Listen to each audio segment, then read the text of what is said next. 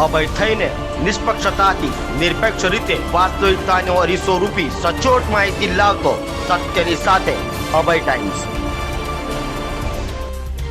સુરતમાં ચોરી સહિતની ઘટનાઓમાં વધારો થઈ રહ્યો છે, ત્યારે રામનગર ખાતે ભગવાનના મંદિરમાં ધોળા દિવસે ચોરીની ઘટના બની હતી, તો ચોર સીસીટીવીમાં પણ કેદ થયો હતો।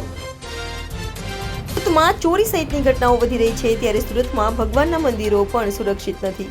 સુરતના રામનગર ખાતે મહાદેવ મંદિરમાં ધોળા દિવસે ચોરી થઈ હતી। ચોરીની સમગ્ર ઘટના સીસીટીવીમાં કેદ થઈ છે।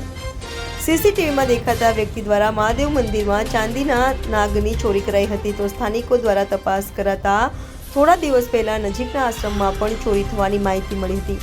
હાલ તો બનાવને લઈ પોલીસે તપાસ શરૂ કરી છે।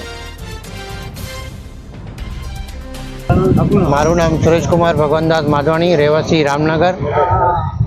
આપણે રામનગરમાં આવેલું નીલકંઠ મહાદેવ મંદિર એસએમસી ગ્રાઉન્ડની સામે આપણે બધા દર્શન કરવા ગયા તો જોયું નાગદેવ મહારાજ નહીં હતા, શંકર ભગવાનની મંદિરની ઉપર લુંગની ઉપર।